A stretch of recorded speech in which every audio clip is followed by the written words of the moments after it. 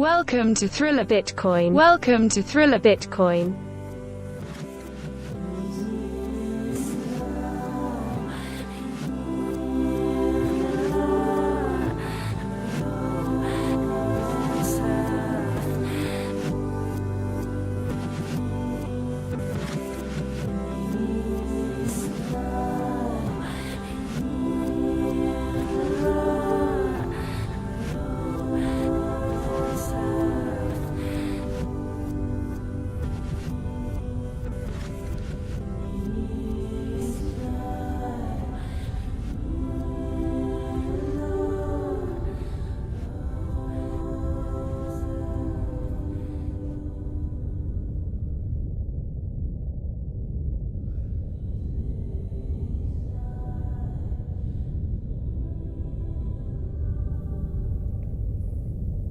Hello, ladies and gentlemen. Welcome to the first ever Thriller Bitcoin on Bitcoin TV. Today is a very, very, very, very, very special guest. I'm just kidding. What's up, Constantin? How's it going? It's going pretty good. Yeah? Yeah, you just got back, right? Yeah. Yeah, we missed you. Yeah, dude. That was weird, right? Like I was gone for 3 days and I came back and everybody was like, Car, we missed you. Was it 3 days? Yeah, it was only 3 days. Really? Okay. Well, I think because, you know, there was a PBS in between. You were sorely missed for sure. How did it go? I heard it went really good, but really bad. Yeah, it was extremely fun. I think it was the biggest turnout ever. Maybe I wasn't here for the first couple. Whoa. There was a group in from... It was actually an international, they called themselves a study group. I think a more appropriate term would be a consortium of learned, qualified people that were in town. Actually, they're in the country coming to study blockchain. I hate to say it, blockchain and crypto. Makes and sense. Bitcoin. And it turns out, though, even though they went to Washington, DC, and then they came to Austin to meet with a bunch of different groups. But interestingly enough, even though they're ostensibly studying crypto, blockchain, all this stuff, they were hardcore Bitcoiners. And so that's funny. So they came to PBS, a group of like, I don't know, 10 of them from all over. Wow. Yeah, I think there was Armenia, Argentina, whoa, a couple other countries. And yeah, they loved it. And they loved had a blast. Yeah. Yeah. I noticed, because I think you came to your first PBS, 4 weeks ago? Yeah. Yeah. Yeah, that was the first time I met you. Yeah. And I was like, man, who's this guy? I was like, you had like a good vibe to you right away. And I was like, man, this is interesting. But I keep seeing this happen over and over and over again, where somebody new will come into town as a Bitcoiner, and then they just start showing up to like all the events. And I'm like, oh, snap. Hey, what's up? And then the next time you see, you're like, oh, hey, what's up? And then you just start hanging out with them. And then you find out like, amazing people, man. There's amazing people coming to this town. I don't think they realize. Well, you're one of them.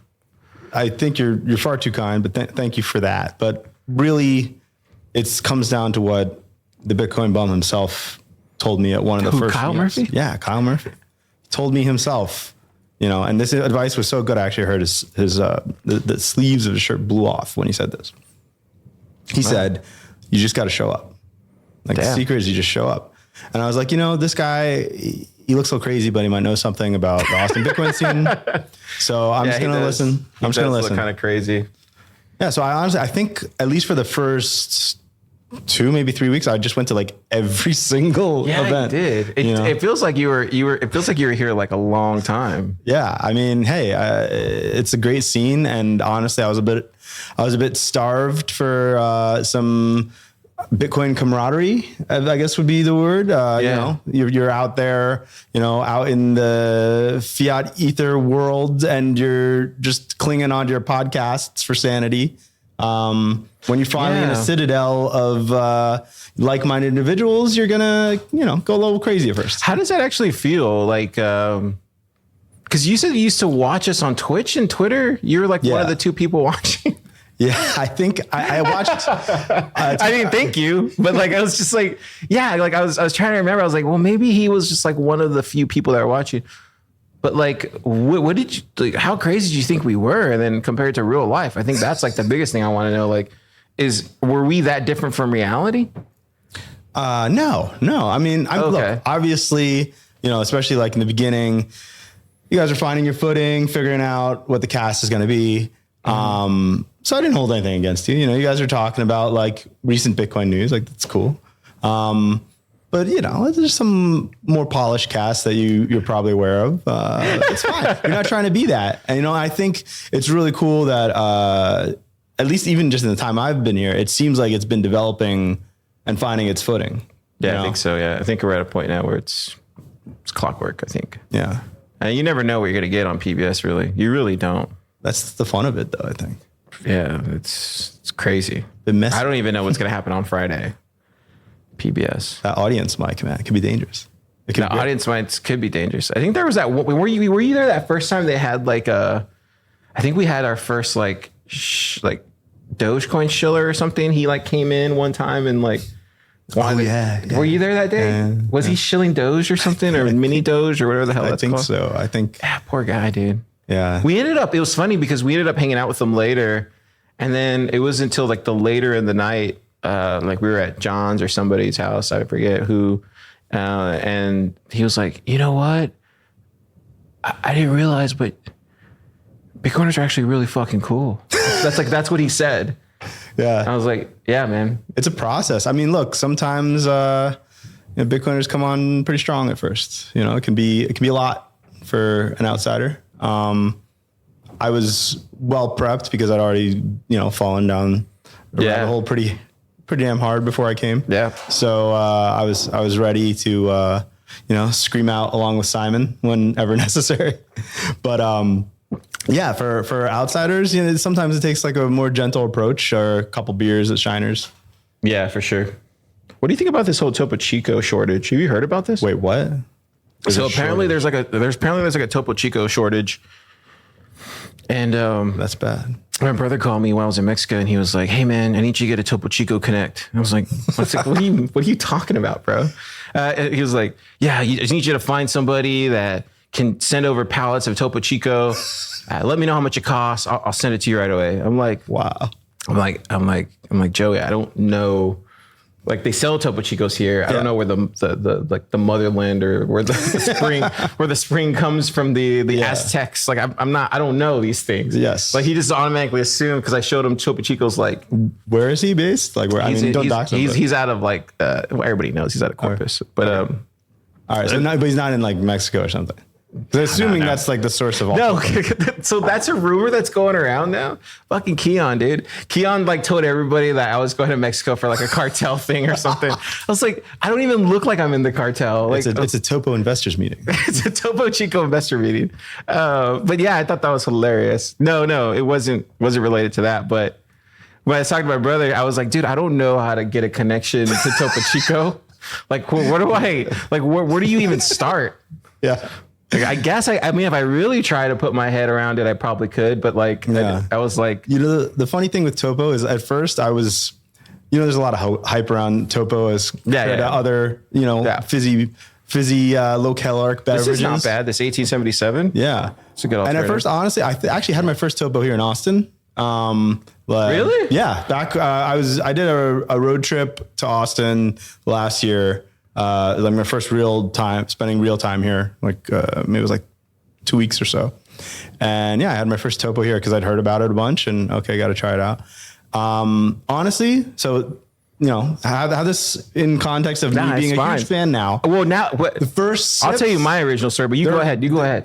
Look, I'll just say it's quite aggressive. It's an aggressive amount of bubbles for. Oh, is that what that is? I'm just so I wasn't, I wanted to like it, but I hadn't fully like welcomed it into my heart yet. But then, more recently I've spent some time in Mexico and that full conversion. It was like 2 pesos for Topos. I was getting. And they have left every and right. size ever. They have like the little baby ones and they have like the giant, like 2 liter or whatever they are. Like any size Topo you want. Yeah, I think do they have flavored ones? Am I making that up? No, they do. They do right? Flavored ones. Yeah. I didn't actually have my first Topo until last year in October. It's good. Like Marty was the first person that gave me a Topo Chico. Believe it or not. Yeah. Wow. Because he was like, do you want a topo? Do you want water? Do you want like something to drink? We don't have soda car. Like that's because I was drinking soda at the time. Oh, yeah. Because we don't have soda car. I was like, I guess a topo. Yeah. And I was like, oh shit. I was like, this is actually really good. Yeah. He's like, oh, you've never had a topo? I was like, no, this is amazing. And then after that day, like we came back here at Pleb Lab and they have like Topo Chicos like all the time. And now there's a Topo Chico shortage. And now we're drinking remember this there was 1877 thing, whatever it's called. There was actually a Topo Chico shortage in the Bitcoin Commons, remember? Yeah. Yeah, you were, I was like, oh, they have Topo. That was my Topo. I did grab it. But he looked ahead. over at me like very innocent. And this is how I knew that like I was accepted into the fold here. What did I like, say? He's like, do you want it? Oh yeah, I did say that. And I just looked at him like, I can't do that. I'm not, it's very nice of him, but I'm not going to take the last Topo from his hand. He had it. I grabbed the Topo and then right when you were walking by, I was like, do you want this, bro? Because you looked at it like so like it was like a hot woman. You're like, oh, I want that so bad. I was like, I want it too. And then you're like, I was like, here, it's yours. It's fine. And you're like, no, you can have it. Rambler's like, fine. Cool. All the other stuff's fine. Waterloo's fine. Whatever. Yeah. I think it's called the sparkling thing. It's the one that Kaylee's buying lately. I forget which it's called. Spindrift. Spindrift. Yeah, it's not bad. It's not a bad one. It's not great, but it's not bad. It's not Topo. Yeah. Anyway, I brought you here to talk about Topo Chico. Yeah, right. We're going deep. No, I did hear that they got bought out by Coca-Cola. Really? That's what my brother was telling me. He was like, yeah, they're bought out by Coca-Cola. They sold out, man. What the fuck? Like, and I was like, good for them. Yeah, right. Yeah, that seems like a good I was like, buyer. Good deal for them. But and then he goes, no, this is supply chains, man. Supply chains. They're going to stop the Topo run. I was like, I guess, dude. Yeah, I don't know if I could put on a Topo tinfoil hat there. He's pretty based on Topo Chico. Other than that, like, man, like what have you been thinking of Austin? Like what? I love Austin. Yeah. It's a great city. Been able to get into lots of cool stuff. I went to like some like free sound healing thing the other day up in like Cedar Park. Sound healing, you know, these like sound bath things they have. What is it? Yeah, is sounds really cool. Yeah, so like through my wife, we're into like lots of yoga related stuff. Cool. And she found this sound healing at some like house up in Cedar Park. What do? You just go in a house and just play music or something? Well, there are like musicians. Usually they're more like sort of just hippies with like singing bowls, but in this situation, they're both actually professional musicians. They had a bunch of instruments, like actual instruments, and the singing bowls and the gongs and all that stuff. Whoa. And it's just like it's like a meditative thing where you just lay on the ground, you have a blindfold, and they just like play some pretty trippy, awesome, sound journey thing that they call it. And anyway, it's weird. Cool. I suggest it. Try it out sometime if there's one going on. These guys are good, so I had to give them like, a nice little donation because, it's worth it, like for sure to hit up these things. So yeah, it sounds like it. Yeah. I don't know. Like it's fun hanging out with Bitcoiners all the time, but I think it's good to have some other stuff that then you can use as like cross references into whatever you're working on in the Bitcoin space. Yeah, I think that's true. Like I felt like Mexico was a work project that we went down there for. So it was definitely work related, but there was moments during the day of vacation. There was like one point we were all down there working, and I literally like looked up and I was like, man, life is beautiful. Cause like in that moment, I felt like life was beautiful. Like I was doing what I love. We were creating cool art. I was hanging out with my friends, and everything was serene, man, down there. Beautiful weather, beautiful sunshine. Like we're Bitcoiners holding the strongest money on earth.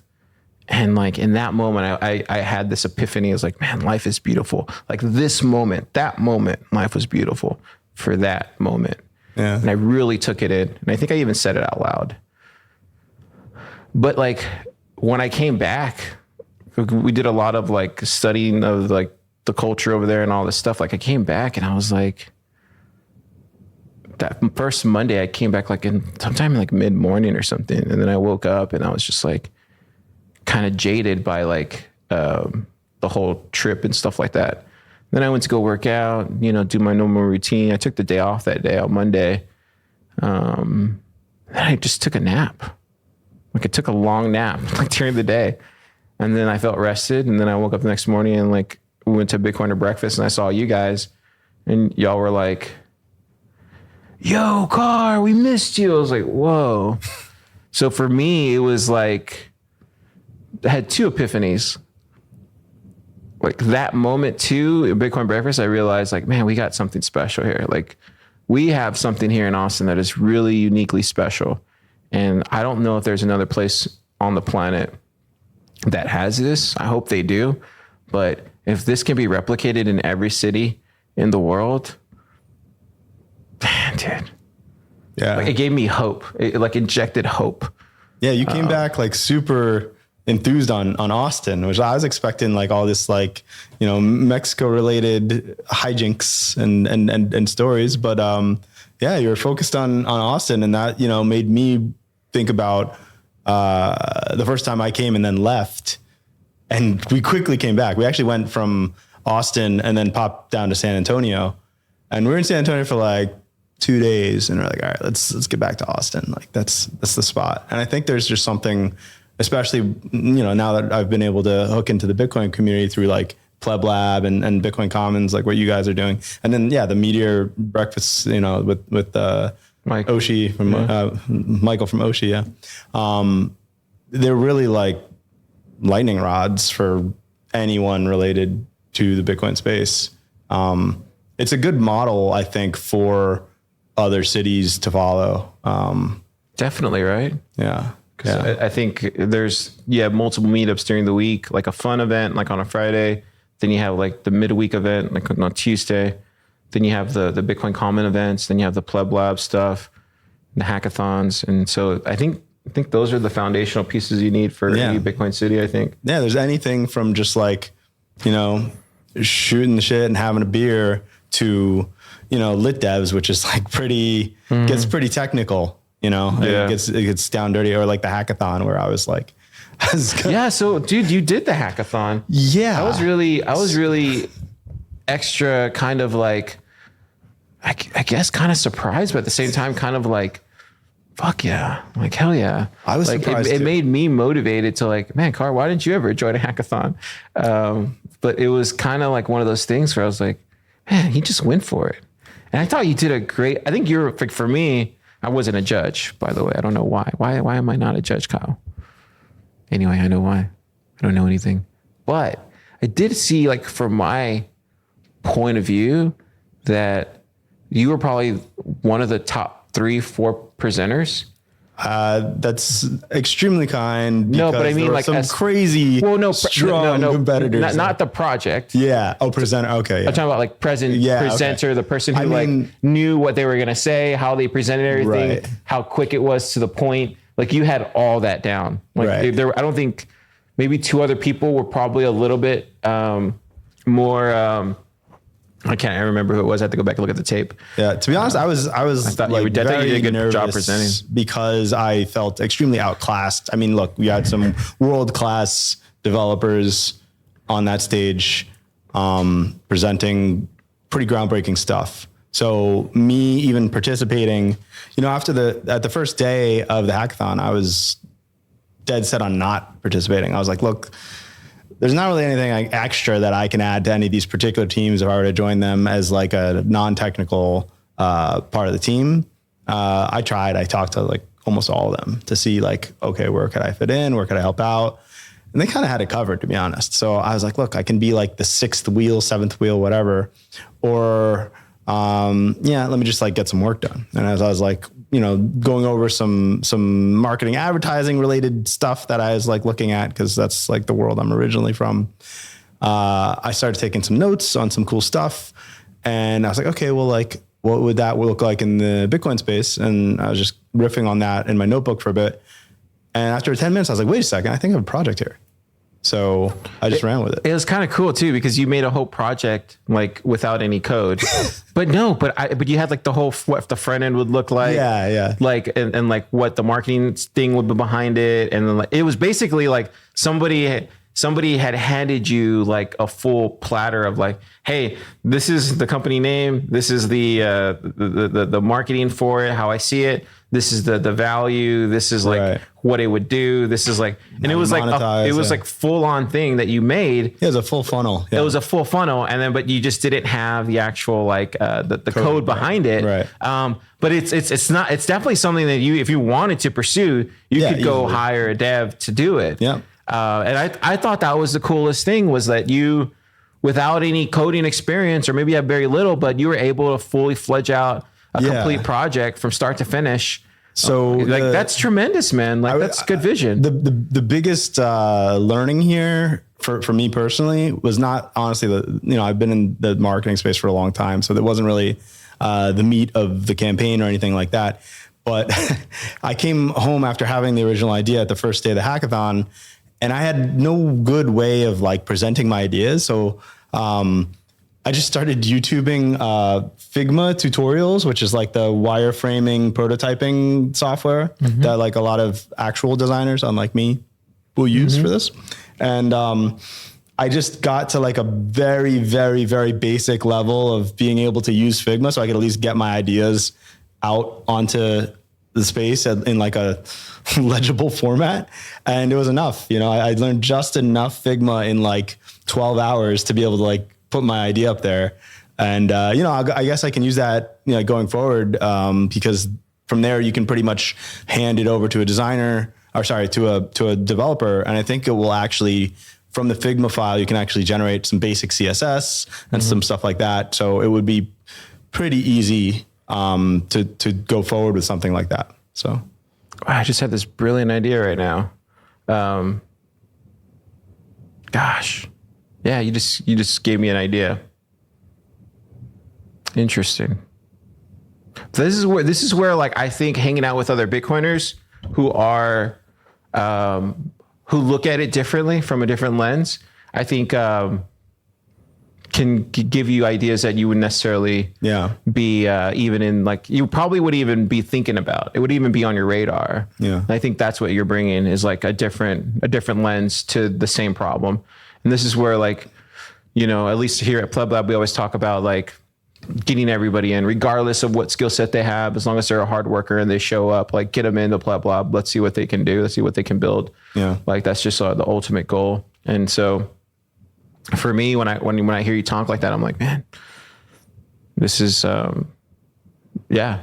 I mean, good. This is a good place to be in for you, I think. I think so too. Yeah. I'm planning on staying as long as possible. For Pleb Lab, it's really exciting to see as well the developments that you guys are having there. I heard you guys. Can we share the funding stuff? Yeah. I think it's out there now. Yeah. Okay. Yeah. So yeah, that's like a huge win for you guys. That was crazy. Yeah. I mean, I'm really excited to see where you guys go from there, and incorporating as many different styles of plebs as you can, I think will only benefit us, through this bear market and then into wherever we go. I mean, it's time for building, right? Yeah, I think one of the biggest things, like for the longest time, I shared this before, like for the longest time, myself, Kyle, and Keon, we were just trying to like be of service to Bitcoiners, and then it became a instant reality that like, oh, being of service to Bitcoiners costs money, actually. Like you can't just do it for free. Yeah. And then that was fine, right? Like we can pay out of our own pocket. That's fine. So we were doing that. And then it got to a point to where it was like, okay, how much more in debt do we need to go before we like, have to call it off? And then luckily, we just, some people saw like the amount of noise and kind of proof of work that we had done in such a short amount of time. And they're like, hey, we want to help you guys out, continue this thing. And if, some money is going to help you guys continue the project, then like, let's keep it going. So it's awesome to see. I mean, because there are people that, put a lot of work out there and don't necessarily, get the appreciation and the recognition that they deserve. And so I remember, I think the first week that I came, PBS got the Voltage sponsorship. Oh yeah, thanks to this. Look at this stuff. Yeah. Thank you, Voltage. And and then after that, you guys had the funding announcement for Pleb Lab, and it's just domino after domino falling in your favor there. So yeah, that was another thing too. Like I've said this many times before, like on the podcast. I used to wake up, dude, like in October, November, December, you pick a day in that month, I would wake up and I would like pinch myself because I'd be like, damn, producing for Marty Bent. Damn, doing Thriller Bitcoin. Damn, get to work with some of the smartest people in the space in Pleb Lab. Damn, this is crazy. Like, and I pinched myself. Yeah. And then I was in Mexico. This is where it went another level for me, right? We're in Mexico, we're hanging out, and I was with Logan. And there's just a lot of like time spent, like, just working on this project that we were doing. And at a certain point, I'm sure Logan won't care if I share this. At a certain point, like Logan was, he was being hard on himself because he wanted to create like a high quality thing. And, instead of somebody like trying to give, a young man advice, which I didn't do, like that's for his dad to do. I was like, I hear what you're saying. Let me tell you my story. And like, I explained to him, like the path that I had to walk to get to where I was at. Like there's a lot of failures in my 20s, from my band or, just from my art stuff. Then you go into my mid 20s to like my early 30s. And there's just a lot of failures there again with music and then again with like trying to do like the Cisco stuff. Yeah. But then I told him, I was like, then you get to my late 30s now, and like now everything's working. But all those failures and all those mistakes that you had, I needed all that to build up to this moment, because now all those things that I thought were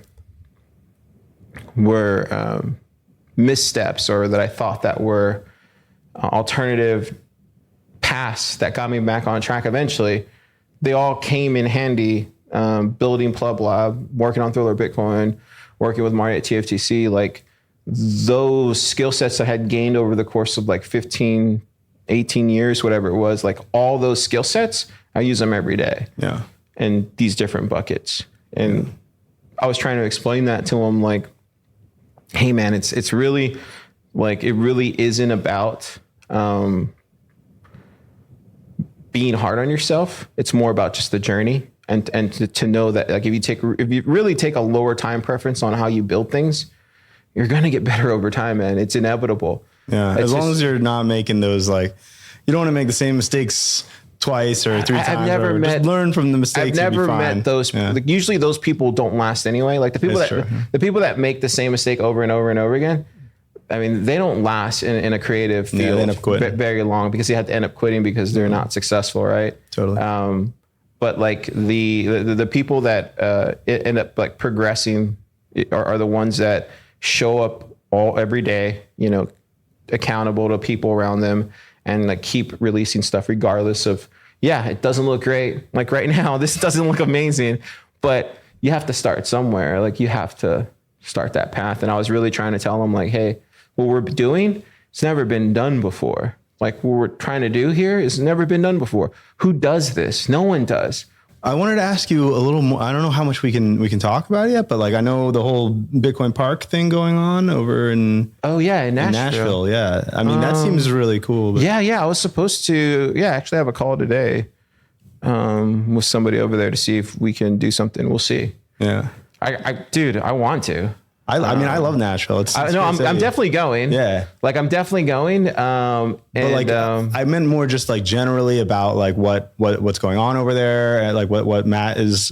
I don't know. So like from what I understand, it's kind of what you guys understand. Like I understand it's like a Bitcoin Park, and I understand there's like a meeting rooms and like workspace, and very similar to Bitcoin Commons is what I'm being told. Yeah, cool. And they have a studio too, like Bitcoin Commons. It's like from what I'm understanding, it's like the same thing like Bitcoin Commons. So like I want to go check that out just to like see like what I can learn, where I can help, because I have certain skill sets that I think could help. You know, I do a lot of helping at Bitcoin Commons too as well. So it's like, I think I could. You're a master of all. No, I'm not a master, but I definitely could help. At the very least, I could go over there and help. For sure. And then at the very, like, what I really want to do over there is like, I really want to go create over there. Like to me, when you have something like that being built, like, you should create in that. That thing should be creating like 24/7. There's no reason why it shouldn't be creating 24/7. That's like one of the things we do here at Pleb. We're constantly creating 24/7. Yeah. Like right now, earlier when you came in, we were talking about Chami and Mint stuff, right? I love that stuff. And so it's like we're continuously learning, continuously creating. And when you have a space like that, it's a disservice to the space if you're not using it every single day, 24/7. That's a very cool way to look at it. And I mean, just from the time I've been in Austin, like seeing, I mean, how many projects has like Super Alone been like going through in the last 4 or 5? This is wild. I can't even keep up with the writings of it's them. Awesome. It's awesome to see. Yeah. And I think it was Ben from Unchained at the breakfast yesterday. He had this word for when you have all these people creating in a tight space together. He was calling it scenius, like a scene of genius, where you have not like genius, like no. I know. So it's funny too, because Woosley also said that there was somebody I was talking to, and they were like, they said a word, and I was like, wow, I've never heard that word before, and I was like, wait a second, where'd you hear that word from? And they're like, Woosley told me that, and I was like, oh, okay. And then so like right now when you said that again, I was like, oh, okay, this is another one of those. Yeah. So yeah, I respect it. I love it. Just the idea that like when you have, people riffing on stuff that they know a lot about, and in this case, like all concentrated in the Bitcoin space, you're going to have lots, 2 + 2 is going to be far more than 4. You're going to have 5, 6, whatever. And that was happening at the breakfast actually just the other day. I believe, John from Zaprite and I think Mike from Oshi were talking about some integration stuff that they were doing, but they were just spitballing on the fly and figuring out how these new features can just like happen, and like new stuff was just being like invented in front of my eyes, which I don't know about for you, but like as a non-developer, that's just like, that's magic, like, oh, they can just hook into this and this and this, and now they were talking about the tip jar too with Tomer. They're saying, oh, now the waitresses at Shiners can get tips, not necessarily in Bitcoin if they don't want to hold Bitcoin. They could even get it in dollars if they just hook into a Strike API. This is the thing that most like all the people that are like on the poopy coin side. I'm using, that's a new term. I'm throwing out. Everybody's using on the poo coins. Like, they don't understand that, right? Like, they don't understand to have something where you're voluntarily doing these things because you have a passion and a love for it. Yeah. And what you're experiencing there is passion, love, it's magic, and wanting to like change the world and make your city better. Like, that's what you're talking about. Like, all those things. And I think Woosley taps into that and is able to see it from like a bird's eye view and be like, oh, I know exactly what that is. It's and like, because he's a big brain too, right? So it's to me, I look at it and I just see like, man, what a beautiful community that is. Like, that's when I was telling you when I came back from Mexico City, I was like, nah, we got something really special here. Yeah. Did you mention his like his Protopian thing to you? I think he's having the first meetup for that tonight. Which one? He has it's a non-Bitcoin thing. So, oh wow, what is it? A book club? I'll help Michelle a bit. It's the Protopians, which is that's the term I've heard. That's the term I've heard before. Protopian. Where is it going to be at? It's a kava bar. I'm messing up the show. Kava bar. Is it the one right here? Kava Lounge. I forget what the exact name was. But the group is on Meetup, so I can help them show that. Let me look it up. It's the first one. I want to go. So I think I'm going to check it out. It's specifically not utopian. Like this whole idea of utopia. Who's talking at it? I think Woosley himself is going to be Protopia. Yeah. I love it. Dude. Yeah. So as I understand it, and I might be butchering this, so please forgive me if you see this. I'm trying to look it up, bro. The idea of protopian is like throwing away this idea of like an idyllic utopia and saying, okay, look, we want to make the world better. But how can we, like, what can I do right now? Like in my own community and with my own skills, just to like move things in the right direction. You know, I guess it would be like, what they use the term white pilling, right? Yeah. Yeah. So it's like I guess I don't know if he wants me to associate with that, but it is a protopian group where you're practically building a better future in your own community. That's so cool, man. Yeah. That makes me like shed a tear a little bit because I'm like, yeah, man, I love that everybody's doing things now. I have no idea what they're going to talk about. It's the first meeting tonight. No, the there's fact just that, so much energy. The right? fact that it's like positive vibes, though. Exactly. The fact that it's positive vibes that are getting released into our city, like to me, that touches my heart. It's just like, yes, this is what I've been waiting for.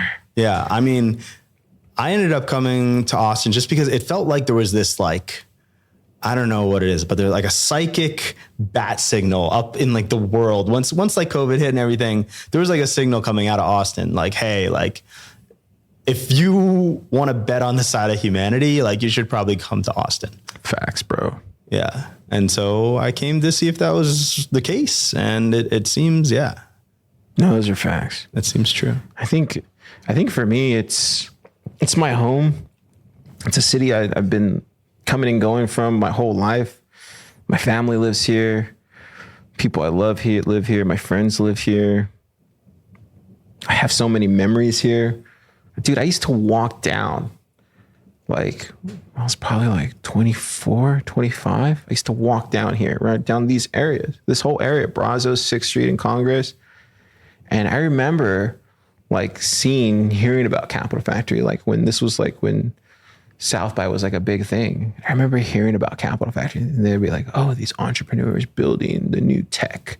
I remember thinking, I was like, that's so cool. I wonder what it takes to do something like that. Yeah. Like I used to walk and like think that. I remember. And I was like, there's just no way that ever happened to me. And then I would walk back to the east side, like hang out with my cousins and my friends over there and we'd play music or something. Wow. But like it was always in the back of my mind. It's kind of probably how people look at like people who live, like I always hear people say they live across the river or something and they dream of like going down to Manhattan and working there or something. Yeah. I wonder if that's kind of what it's like. Because to me, like when I was living on the east side, it's like the east side, there's just like, it's very culture rich. It's very, laid back, chill. It's all about like good vibes. And so you never see that like mix with like the tech culture too much. It's almost like the tech culture will kind of like, make it its own weird thing. Yeah. We're kind of seeing that now with like the woke culture and stuff like that. Totally. Right?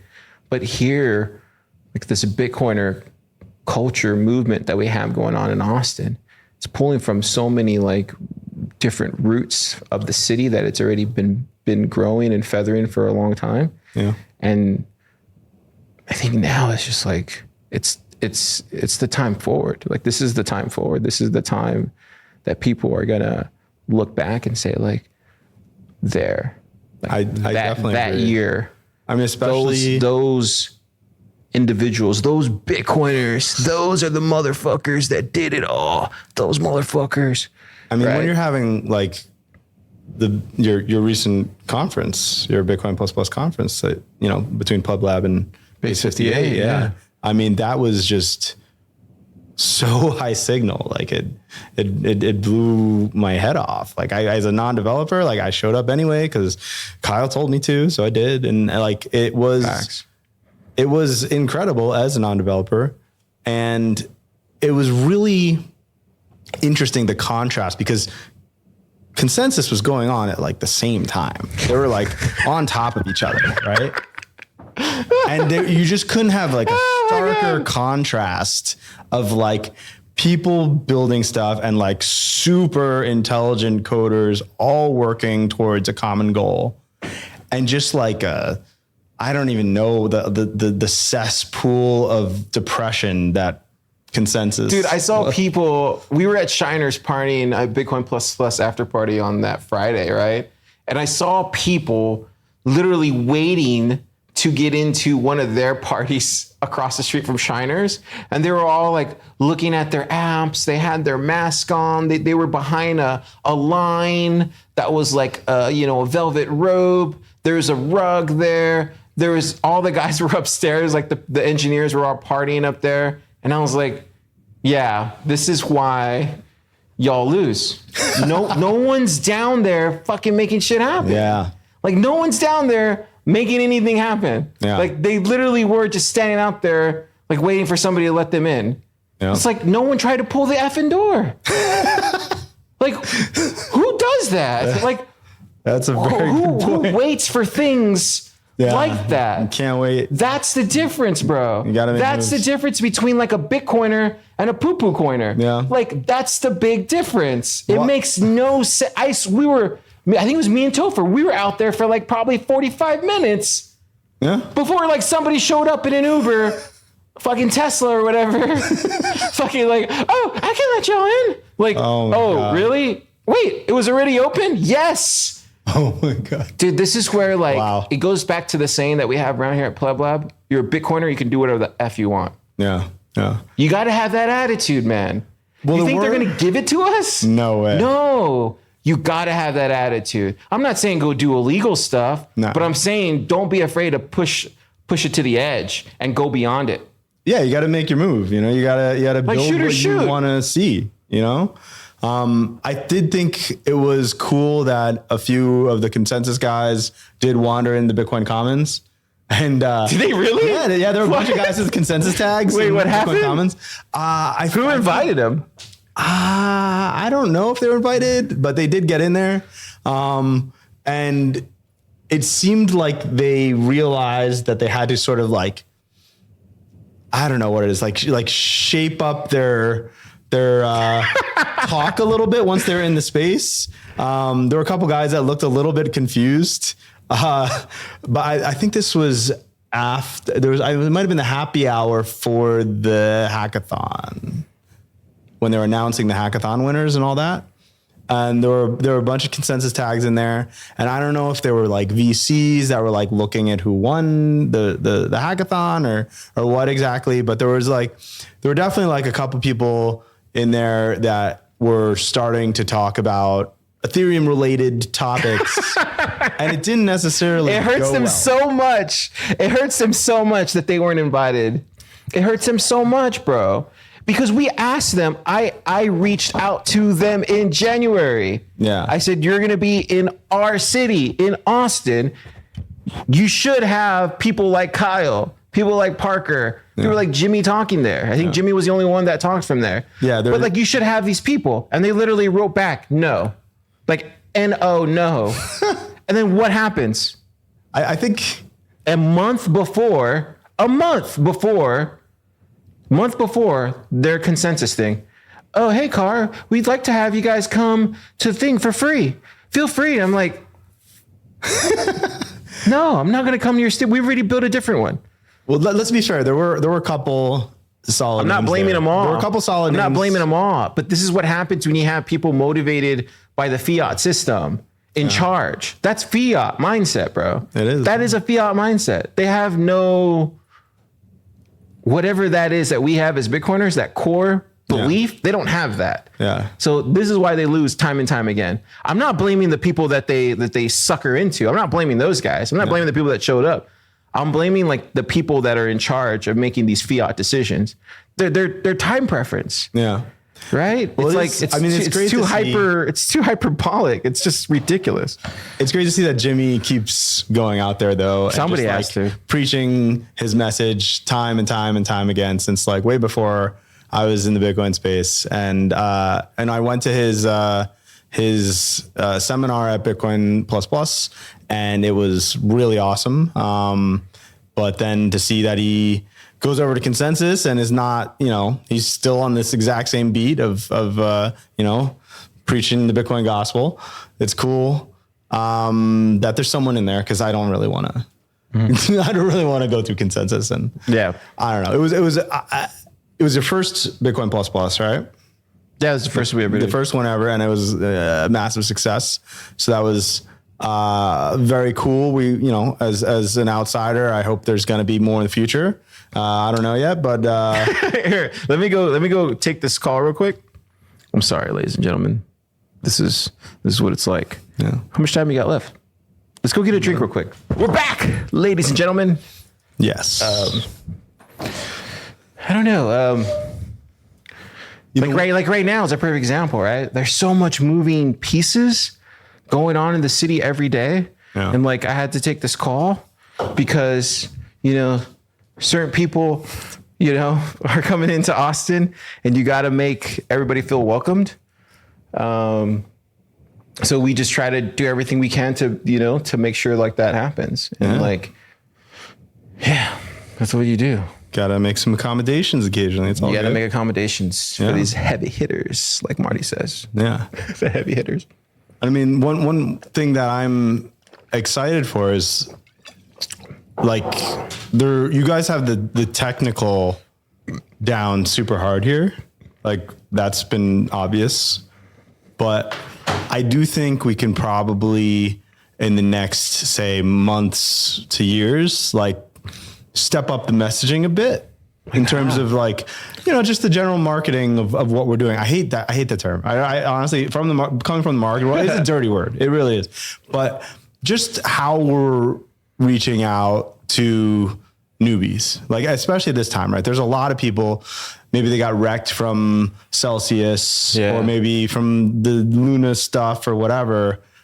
They don't really need this super aggressive, pleb talk that, the toxic maximalist thing that might be happening. They don't really need that. I told you so, in my opinion. I don't know. I feel like for us, I can only speak for myself. I can't speak. We don't run Austin Bitcoin Club anymore. You know that. We don't run Austin Bitcoin Club anymore. Michael runs it. Yeah. He's been running it for close to, this is going to be his third month. Yeah. We stopped running it back in He's doing a April. great job though. Oh yeah, he's doing a great job. But so we don't control any of that stuff. The only thing that we run now as a company at Pleb Lab is just PBS, and that's it. Yeah. My Thriller Bitcoin stuff is literally all just me and my media company that I own. Yeah. And then the Stacker News Live is Keon's project, right? I'm just helping my best friend. It's an excellent project. So, all we do is PBS. So you're seeing what PBS is, and that's I don't know. I wasn't putting PBS. I was saying in general. I think it used to be in the early. I think it used to be in the early days. I think maybe. Dude, PBS was when I was drinking back then. PBS was intense, man. It was really intense. People don't even know. We're Sesame Street now compared to where we were. I gotta go watch some of those early episodes. Dude, no, I won't recommend watching those.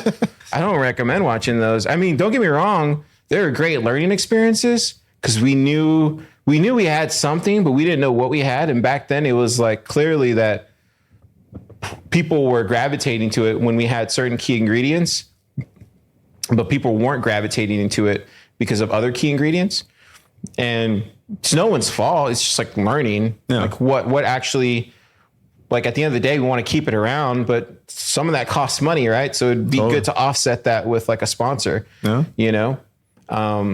So I think once we found out what those key ingredients were and how we can make it successful, doing it just like that, then people started wanting to give us stuff. And that's how you have something, right?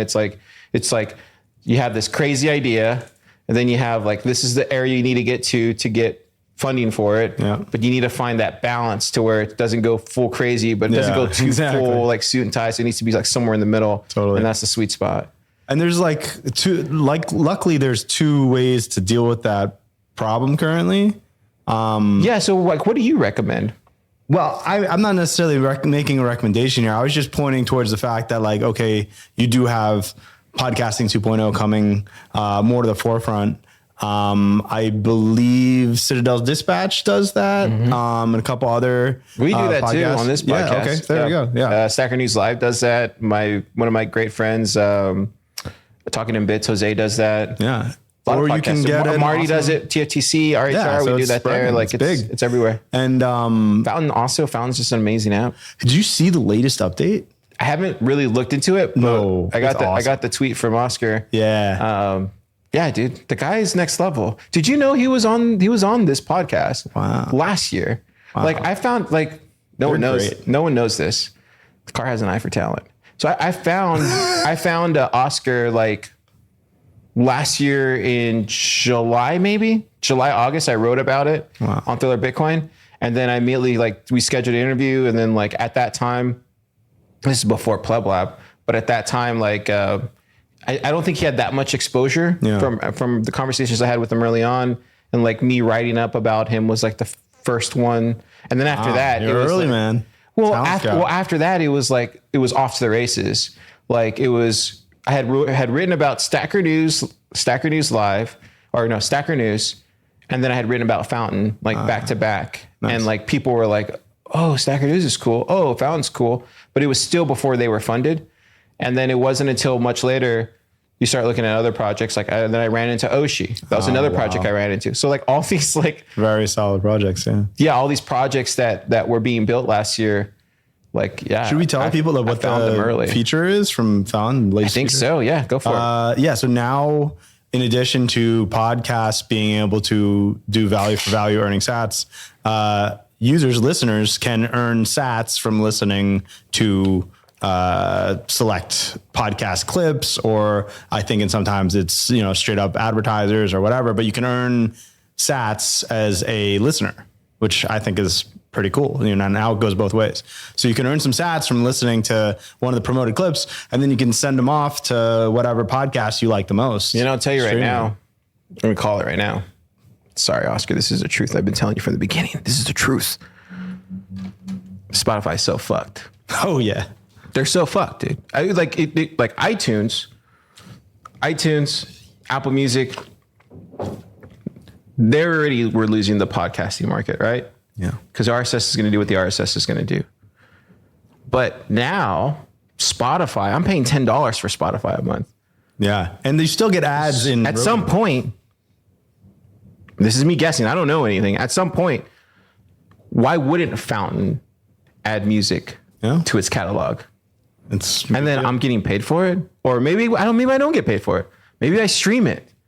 Maybe all those sats that I'm earning on this one side, in the podcasting side, then this other side where I have all the music stuff, then I'm offsetting the cost. Yeah, circular economy there. Circular economy right inside the app. That's what I'm trying to say is that guy, Oscar, and his co-founder, they're next level, dude. They really are. They're next level. This is not by accident. There's some people, when you meet them, they're just next level and you just know it because they have those things that you need.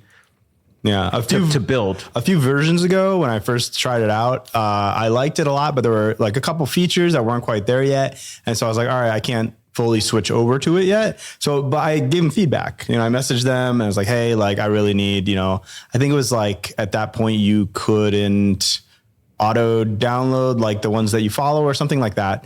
And so I sent them feedback and they're like, oh, hey, they actually wrote back within 2 days. They say, hey, actually that's going to be in the next version. We'll let you know when it's released. And then a week later, they messaged me, hey, it's been released. If you want to try it out, let us know what you think. And I was like, wow, okay. You know what? I'm converting. Yeah.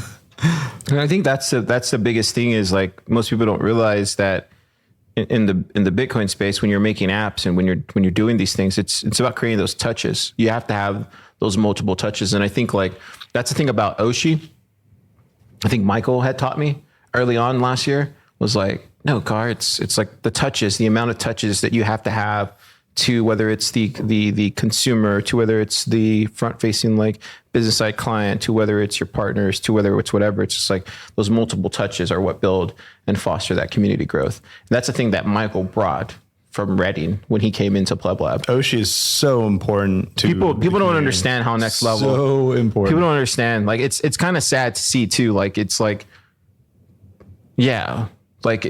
People they don't understand, or they don't see how next level Michael really is on a lot of things. He's so forward thinking, and he's so ahead as far as like where he sees all this going. And most people don't even know it, dude. That Like, and that's, but he's always been that way. He's been that way from the very beginning. And, even now when I bounce off ideas from him, or we're sharing like insights. Yeah, dude, he's just one of those guys that I look to all the time, and I'm just like, dude, what do you think about this? This is what I'm thinking. And then he hits me back with something completely different I wasn't even thinking about. Those network effect apps are really tough too. Like, because he needs to get he needs to orange pill all the businesses, you know, and then he needs to get all the users. If you don't have either side, it's not really going to work out that well. But I saw like recently, now you can get, I think it was like added last night or something, but you can order a quarter beef from KNC Cattle right through the app there, and you get sats back on that. They have a ton of different boxes from KNC on there, which I just love the idea of like ordering a quarter of a cow off of an app and getting Bitcoin back. It's funny because people think like it's like him and a slew of people. No, it's just Michael and like his co-founder from a distance, right? And that's it. And like all these like, you know, random people that will come around and help him every once in a while. But like, the more businesses you get in a particular city as like, I don't know, onboarded orange pilled locations, those then become sort of hubs for the Bitcoin community to meet up in the city, you know, and then that drives more business to those locations, and it creates like a city within a city for Bitcoiners. It's like a mini distributed citadel of sorts, you know, between Meteor and going over to Shiners and all these other spots that are coming. It's still along. early, dude. Don't get me wrong, we're still early, right? Right. Like that's the thing you always hear all the time. But in this case, we're still early. We might even be so early that you know, a lot of these things will just happen and unfold without us naturally. We don't have to be so aggressive with it. But I personally think that we can't, I shouldn't say I can't stop going fast because everybody else is moving fast. So it's like, how do you stop going fast when everybody else is moving fast? You don't. You just keep going really fast. We got to move fast. Dude, well, like you're right. This is the saying that we always say here, like Bitcoin moves fast in general, but Bitcoin in Austin moves even faster. And that's just facts, dude. Yeah. And look, there's lots of advantages like to the businesses on Oshi, but I think, you know, there's even more that can be done there. And then you're just going to have like a flywheel effect going. Like I've been talking to Michael a couple times about it, and I think we're going to go deeper on that. Cool. But, just on like a more selfish pleb side of it, like it's that's awesome the best way to look at the product. That's like the best way to look at the product. Yeah. Yeah. You know, so I'm excited to see like more cities sort of adopt that model. You know, there is like I know there's like an evangelist program on Oshi. So if plebs out there want to get businesses on Oshi, they can actually, I think they get a percentage cut or there's some sort of incentive in there if you onboard a new business onto Oshi in your community. So it's out there. The resources are I've only done like one or two. I should probably step up my game. Yeah. I should get this habanero place. I've been working on them. I've been going there like, you know, once every couple of weeks, and I'll talk to the owner and just try to get them on. It's funny seeing, which is like soft. You have the soft. Yeah, but they build over time. You end up getting like hit by like multiple people as a business owner, right? Because I've seen it myself where like, oh, maybe Michael has like talked to a particular business owner a couple times, and then, you know, another guy in the community has talked to him a few times, and it's just like, you know, it's a gradual process of like the business owner hearing from many different parties. Hey, like, when are you accepting Bitcoin? Hey, like, you guys should check out this Oshi app, like all this kind of stuff. And it's a little different than like like if you took like a traditional, like more fiat world sales approach to it, where it's just like the same guy like calling over and over and like trying to shill the thing for whatever internal reasons of the app, instead of like, hey, we're building a Bitcoin community here. Like in the Oshi situation, you have totally people who have no real like tie to Oshi that are like, oh yeah, you know, I talked to him, I got him, like I showed him like the new IBEX Mercado, like all this kind of stuff. And it benefits that pleb even if they have nothing related to Oshi, because, then they can buy, some tacos with Bitcoin. It's like a totally different ecosystem than, in a traditional business world, you would be fighting over who could like sign that lead or whatever, sign that new deal. And that doesn't really exist here because everyone can win. Yeah, it's so true, man. So what are you thinking of doing in the space? I know you were talking about marketing and stuff, but like, yeah, I mean, have you been applying to Bitcoin companies or? I looked at a few. I'm not sure exactly like if I want to get invested in more of like a advisory role or like a full on job or what necessarily. But I know this. I know there's a ton of really smart people building a lot of really cool stuff, and it's possible they don't know the marketing side of things, or they just don't want to deal with it. I mean, a lot of people don't want to deal with it. They just want to build their thing, right? And so if I can be like I think you kind of have to for these awesome projects. Have to. Like I think right now, I mean, what I do here on Thriller Bitcoin, like we don't make any money doing this. Like we get donations, right? Yeah. Like that's how we keep this site going. But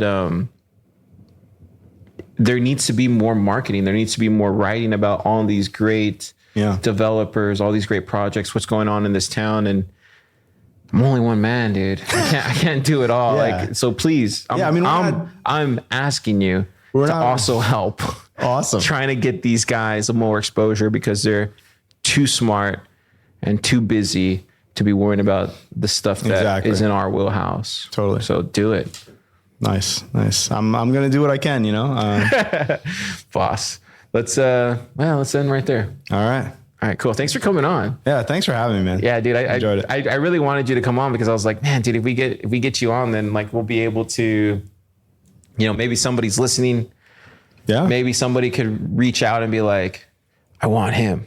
I had some people from the hackathon actually. They really? Yeah, they reached out wanting some promotion for whatever they're working on, or they just wanted to talk general marketing, Bitcoin marketing stuff. So hey, that was already like a huge payoff. This is where I say, man, shoot or shoot.